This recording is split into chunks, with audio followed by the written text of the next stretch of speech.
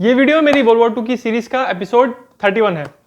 Last episode में हमने देखा कि कैसे जापान ने फाइनली डच ईस्ट इंडीज पे भी कैप्चर कर लिया और सारे जितने भी कॉलोनियल पावर्स थे यहाँ पे, मेनली ब्रिटिश लोग, डच लोग और अमेरिका का भी फिलीपींस जो कॉलोनी था, इन सारे वेस्टर्न पावर्स को उन्होंने बाहर निकाल दिया। अब साउथ पैसिफिक का रीजन पूरी तरह जापानीज लोग के हाथ में आ गया था।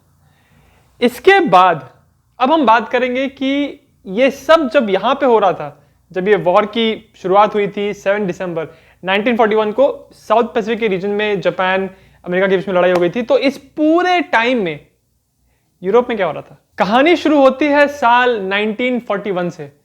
अक्सर हम देखते हैं जब वर्ल्ड वॉर 2 को दो हिस्से में, एक हिस्सा है यूरोप का थिएटर, एक है पैसिफिक थिएटर, तो इन दोनों को हम कंप्लीटली अलग मानते हैं। बट रियलिटी में ये दोनों थिएटर्स, ये दोनों फ्रंट्स जो हैं, इन दोनों ने एक दूसरे को बहुत ज्यादा इन्फ्लुएंस किया था। अगर एग्जांपल दूं आपको, तो अगस्त 1941 के महीने में जब जापान और रशिया के बीच में लड़ाई हुई थी बैटल ऑफ खाल्किन गोल में, अगर रशिया ने जापान को जो हरा दिया था, अगर वो नहीं हराया होता तो जापान एक्चुअली रशिया पे अटैक कर रहे होते और रशिया फिर दो फ्रंट पे लड़ाई करता, एक तरफ जर्मनी से, एक तरफ जापान से। बट क्योंकि उस खाल्किन गोल के बैटल में 1941 में रशिया ने हरा दिया था जापान को, इस वजह से जापान ने सोचा कि ठीक है, नॉर्थ में जीतनी मिल रही है तो चलो साउथ का जो उनका स्ट्रैटेजी था, स्ट्राइक साउथ, उसको हम पूरा करते हैं। और अब हम जाते हैं साउथ के रीजन में, इंडोनेशिया, ब्रिटिश मलया और गुआम आइलैंड, ये जो जितने भी एरिया थे जो ब्रिटिश लोगों के, डच लोगों के और अमेरिका के अंडर थे, उन पे हमला करेंगे। सिमिलरली बिल्कुल इसी तरह जब रशिया में स्टालिन को पता चल गया कि भाई अब जापान की तरफ से कोई खतरा नहीं है, वहां से साइबेरिया की तरफ से अटैक नहीं आएगा, तो साइबेरिया के जितने ट्रूप्स थे, रशियन ट्रूप्स थे, उनको उठा के उसने सीधे सबको लेके आ गया मॉस्को की लड़ाई के लिए। तो बैटल ऑफ मॉस्को में जो साइबेरिया से इतना रीइंफोर्समेंट आया था रेड आर्मी का, अगर वो नहीं आया होता तो शायद जर्मन ट्रूप्स मॉस्को को भी जीत लेते। तो देखिए कैसे ये दो फ्रंट पे जो लड़ाई हो रही थी ना, इन दोनों ने बहुत एक दूसरे को इन्फ्लुएंस किया था। जापानीज लोग इस बात को जानते थे कि अमेरिका एक बहुत बड़ा इंडस्ट्रियल पावर है। अगर वो फुल फ्लो में उन्होंने वॉर प्रोडक्शन शुरू कर दिया तो उनकी प्रोडक्शन कैपेसिटी इतनी ज्यादा है कि जापानीज लोग अकेले उनसे टक्कर नहीं ले सकते। इसलिए उनका यह था कि जर्मनी ने यूरोप में लड़ाई करके रखी थी और यूरोप में जो अमेरिका के एलाइज थे वो लड़ाई कर रहे थे जर्मनी के अगेंस्ट। इसी वजह से जापान को यह भरोसा हुआ कि हम भी अमेरिका पे दूसरे फ्रंट पे लड़ाई कर सकते हैं, क्योंकि अब अमेरिका दो फ्रंट पे लड़ाई करेगा तो वीक हो जाएगा। इसीलिए ये जापानीज लीडर्स की ये बहुत बहुत इंपॉर्टेंट उनके लिए बात थी कि अगर जब जापान वॉर डिक्लेयर करे अमेरिका के अगेंस्ट, उनके खिलाफ लड़ाई करे, तो जर्मनी भी वॉर करे अमेरिका के अगेंस्ट। ऐसा नहीं होना चाहिए कि जापान ने लड़ाई कर दी अमेरिका के साथ और जर्मनी कह रहा है कि नहीं हम तो पीस कर लेंगे, तब जापान प्रॉब्लम में पड़ जाता। तो नवंबर 1941 में जापानीज लीडर्स पहुंचे जर्मनी। बर्लिन में वो मिले जर्मनी के फॉरेन मिनिस्टर से, रिबेनट्रॉप से, और उससे पूछा कि भाई अब हम लोग जा रहे हैं लड़ाई करने के लिए अमेरिका से, तो आप हमको पक्का बताओ कि आप भी वॉर डिक्लेयर करोगे अमेरिका के ऊपर कि नहीं। यहां पे जो रिबेनट्रॉप था उसको हिचकिचाहट हो रही थी, वो हेजिटेट कर रहा था कि कमिट करना चाहिए कि नहीं जापान की मदद करने के लिए, क्योंकि उसी साल कुछ ही महीने पहले, जुलाई के महीने में 1941 में, जब जर्मनी ने मदद मांगी थी जापान से कि हमको, जब हम रशिया पे अभी अटैक करने वाले हैं तो आप उनको साइबेरिया की तरफ से और व्लादिवोस्तोक, ये इन दो रीजन की तरफ से आप रशिया के ऊपर अटैक करो, तब जापान ने मना कर दिया था। तो इसी वजह से रिबेनट्रॉप को थोड़ा सा लग रहा था कि यार कमिट कर दूं क्या, कि हाँ अगर तुम अमेरिका से लड़ाई करोगे तो हम भी डिक्लेयर कर देंगे। बट ऑब्वियसली फिर अल्टीमेटली रिबेनट्रॉप ने आश्वासन दिया कि हाँ अगर तुम लड़ाई करोगे अमेरिका से तो हम भी उनसे लड़ाई डिक्लेयर कर देंगे, हम कोई अलग से उनसे कोई संधि, कोई समझौता नहीं करेंगे। तो इसीलिए इस सबको देख के कह सकते हैं कि जर्मनी को आइडिया तो था कि जापान अब लड़ाई करने वाला है अमेरिका से, बट उनको यह बिल्कुल आइडिया नहीं था कि वो कब करेंगे। और टोक्यो में जो मिनिस्टर्स थे उन्होंने बिल्कुल बताया नहीं था जर्मनी को कि वो कब एक्चुअली हमला करने वाले हैं अमेरिका के ऊपर। तो जब एक्चुअली 7 दिसंबर 1941 को पर्ल हार्बर पे अटैक हुआ, तो जितना अमेरिकन हैरान हुए थे उतने ही जर्मन लोग हैरान हुए थे कि उनके पॉलिटिशियन को था कि इन्होंने बताया कि नहीं हम लोग को, अचानक से कैसे हमला हो गया। जर्मनी में गोबल्स ने तो यहां तक कहा था कि ये हमला कुछ ऐसा था कि जैसे आसमान से बिजली कड़कती है ना एकदम अचानक से, ये वैसे ही कुछ था, हमको हवा भी नहीं थी इसकी। बाकी चाहे कुछ भी हो, कोई भी कुछ भी कर रहा हो, बट हिटलर बहुत खुश था इस जापान के अटैक की वजह से, क्योंकि हिटलर ये बात जानता था कि वो जो लड़ाई कर रहा है यूरोप में, उसमें उसके अगेंस्ट में है ब्रिटेन, और ब्रिटेन और यूएस बहुत स्ट्रॉन्ग एलाइज थे, बहुत पुराने एलाइज थे। तो उसको पता था कि कभी ना कभी तो अमेरिका भी यूरोप के वॉर में एंटर करेगा और जर्मनी के अगेंस्ट एंटर करेगा। तो वो ये चाह रहा था हिटलर कि जब वो वॉर में आए तो जापान उसको दूसरी तरफ इंगेज करके रखे, तब ताकि जब हमारे पे फोकस करे अमेरिका, जब जर्मनी पे फोकस करेगा यूरोप में, तब तक 1943 तक आ जाएगा और तब तक वो रशिया को हरा चुके होंगे जर्मनी लोग, और फिर से जर्मनी लोग स्ट्रांग हो चुके होंगे यूएस का सामना करने के लिए। हिटलर को इस बात का अंदाजा ही नहीं था कि यहां पे अमेरिकन ने इस बात की ये डिसीजन बना के रखा था। उनकी पॉलिसी थी कि जब हम लड़ाई करेंगे तो उनकी पॉलिसी होगी जर्मनी फर्स्ट, यानी अमेरिकन पहले जर्मनी को टैकल करने वाले थे। इसके बारे में हिटलर को कोई अंदाजा नहीं था। तो 11 दिसंबर 1941 को, यानी पर्ल हार्बर से 4 दिन के बाद, जो यूएस का एम्बेसडर था बर्लिन में, उसको बुलाया गया और उसके सामने फॉरेन मिनिस्टर रिबेनट्रॉप ने वॉर डिक्लेयर किया उस बंदे के सामने कि भाई हम अब अमेरिका से वॉर करने वाले हैं। इस डिक्लेरेशन के बाद जब ये न्यूज पूरी दुनिया में पहुंची तो इसका बहुत अलग अलग रिस्पॉन्स था। खुद जर्मन सोल्जर्स अभी मॉस्को में, बैटल ऑफ मॉस्को में बिल्कुल हार के मुंह में थे, बिल्कुल हारने वाले थे। जब उन लोगों को पता चली तो ऐसा लगा कि ये बहुत रैश डिसीजन है, क्योंकि अभी तो वो लोग रिट्रीट करना स्टार्ट कर रहे हैं मॉस्को से और उनकी हालत इस समय स्ट्रांग नहीं थी, और एक और बड़े कंट्री पे वॉर डिक्लेयर करना ये सही नहीं लगा। बट दूसरी तरफ जर्मनी में ही बहुत जो लोग थे उस बात को उन्होंने बहुत जोर शोर से वेलकम किया। कुछ लोगों ने यह भी कहा था कि स्ट्रांग कंट्रीज जो होती हैं वो उन पे कोई वॉर डिक्लेयर नहीं करता, वो वॉर डिक्लेयर करते हैं।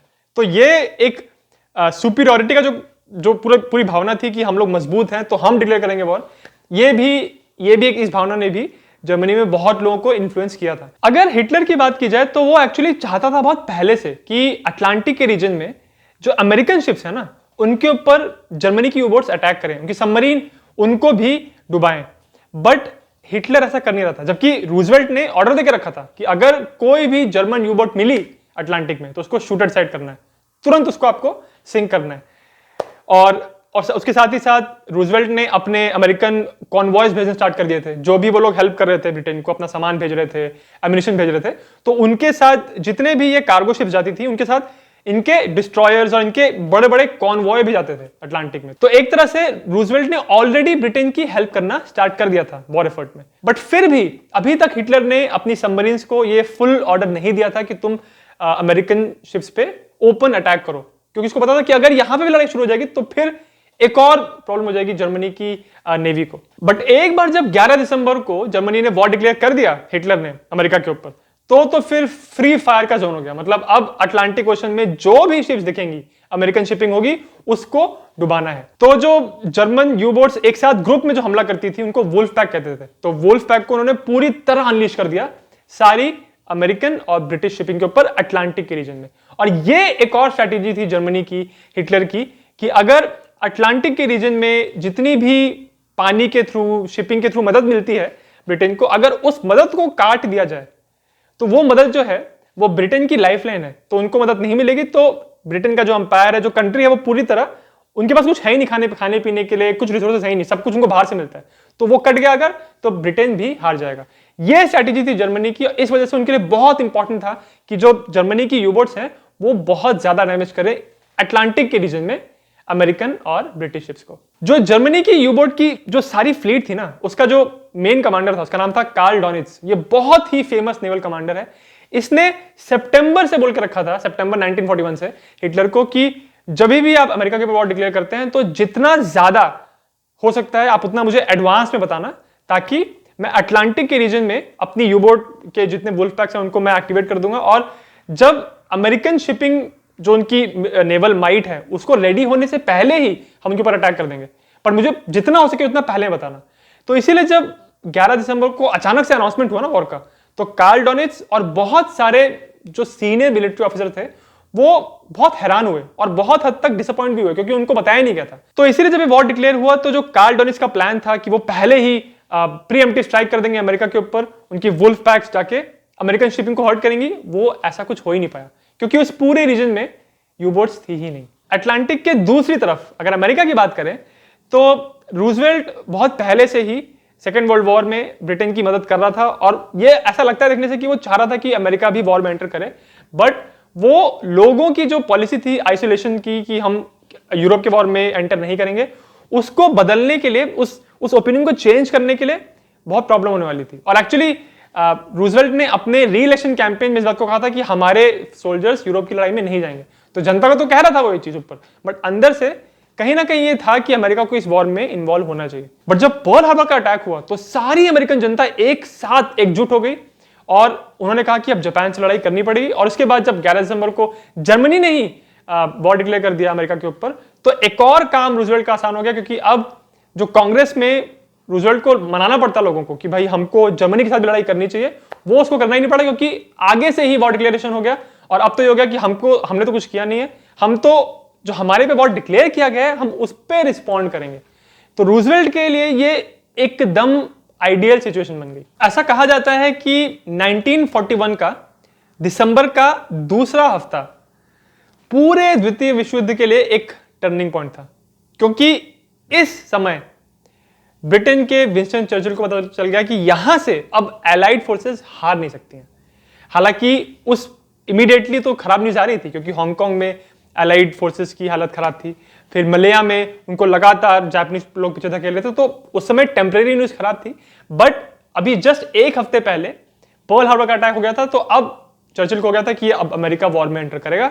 उसी के साथ साथ नॉर्थ अफ्रीकन कैंपेन में रोमल की तरफ से कुछ रोमल को पीछे धकेल दिया था ऑपरेशन क्रूसेडर ने, तो वहां से थोड़ी देर के लिए पॉजिटिव न्यूज आ रही थी। और सबसे बड़ी बात, यूरोप में बैटल ऑफ मॉस्को में मॉस्को के गेट तक आते आते जर्मन एडवांस को फिर रशियन लोगों ने रोक दिया था।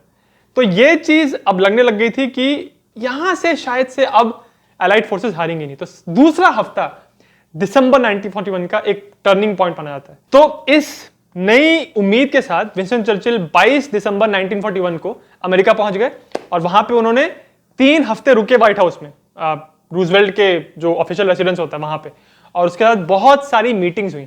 तो ये जो रूजवेल्ट और चर्चिल की एक सीरीज ऑफ मीटिंग्स है, इसको कोड नेम दिया गया आर्केडिया।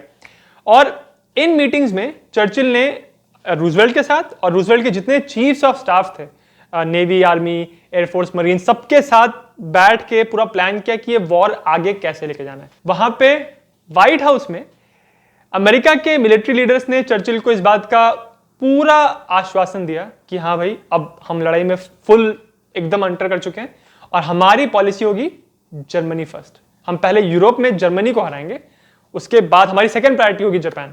और वो लोग जानते थे ये बात कि अमेरिका से जो इतने ट्रूप्स को भेजना है, इतना सामान भेजना है ब्रिटेन, तो ये लंबा डिस्टेंस है बीच में, अटलांटिक ओशन, तो इतने सारे ट्रांसपोर्ट के लिए उनके पास उतनी शिप्स नहीं थी। और अब धीरे धीरे धीरे धीरे करते करते जो अमेरिका की पूरी इंडस्ट्रियल कैपेसिटी है ना, वो फुल फोर्स में डिप्लॉय हो गई। और अब दिखने लगा कि अमेरिका की जो इंडस्ट्रियल माइट है, जो उनकी ताकत है, इतने बड़े स्केल पे शिप्स बनाने के लिए, वेपन्स बनाने के लिए, सारा मटेरियल तैयार करने की जो कैपेसिटी है, वो अनपैरेलल्ड है।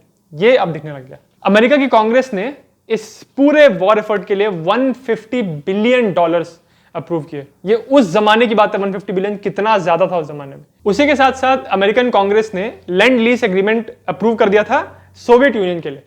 तो सोवियत यूनियन की मदद ब्रिटेन लोग भी कर रहे थे, अमेरिका भी कर रहे थे, बट स्टालिन वो कॉन्स्टेंटली डाउट करते थे ब्रिटेन के ऊपर, क्योंकि चर्चिल बहुत बड़े बड़े वादे कर रहे थे कि मैं ये सामान दूंगा आपको, इतना हेल्प करूंगा। उतना वो एक्चुअली हेल्प करते नहीं थे, अपनी प्रोमिसेस को वो एक्चुअली कायम नहीं रह पा रहे थे अपने वादों पे।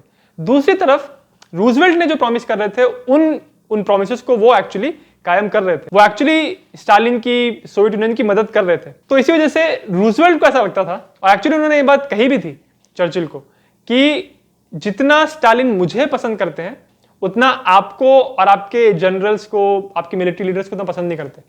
रूजवेल्ट को लगता था कि उनका इन्फ्लुएंस है स्टालिन के ऊपर।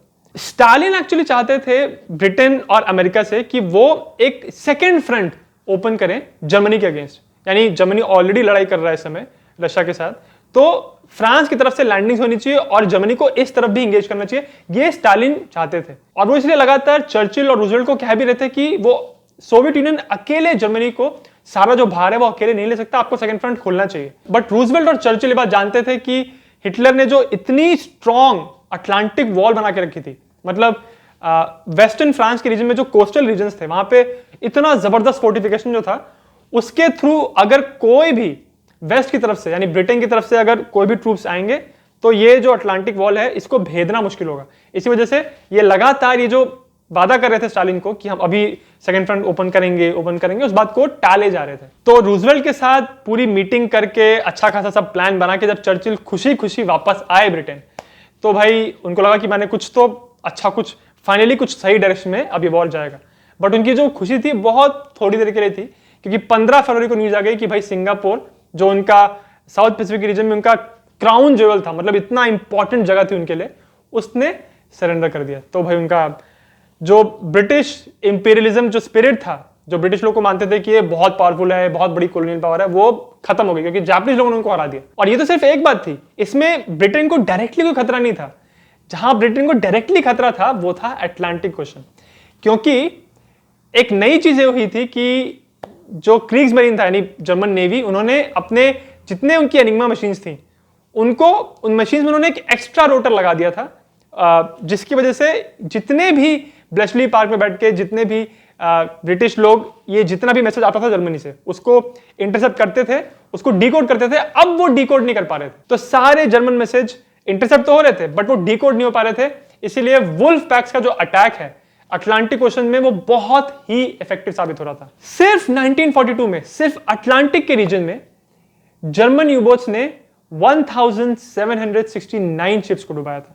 इतना इफेक्टिव था ये अटैक सिर्फ और सिर्फ एक साल के अंदर। ये जो जर्मन सबमरीन्स के अटैक इतने इफेक्टिव साबित हो रहे थे, इनको देख के चर्चिल की हालत अब एक्चुअली खराब हो रही थी, क्योंकि उनको लग रहा था कि अगर ये बैटल ऑफ अटलांटिक में जर्मन यूबोट्स की जीत हो गई और अगर ये पूरा यूके कट गया, उनको सप्लाई नहीं मिली अमेरिका से, तो फिर वो जीत ही नहीं सकते, वो पूरी तरह यहां पे हार जाएंगे। इसीलिए चर्चिल के पसीने छूट रहे थे और उसको यह था कि हमको कुछ भी करके इन कोर्स को क्रैक करना है और हमको बैटल ऑफ अटलांटिक में हम हार नहीं सकते। और जर्मन्स दूसरी तरफ, वो जब बैटल ऑफ मॉस्को में आते आते जब वहां हार गए वो और पीछे हटना शुरू किया, तो उनकी भी पेशेंस की लिमिट हो गई थी। उनको भी था कि हम बहुत पीछे हट रहे हैं, अब हमको यहां पे स्टैंड लेना होगा। तो एक तरफ स्टालिन आ गए थे कि अब उनको मैं अटैक करूंगा, और जर्मनी में हिटलर ने कहा था कि हम लोग पीछे नहीं हटेंगे।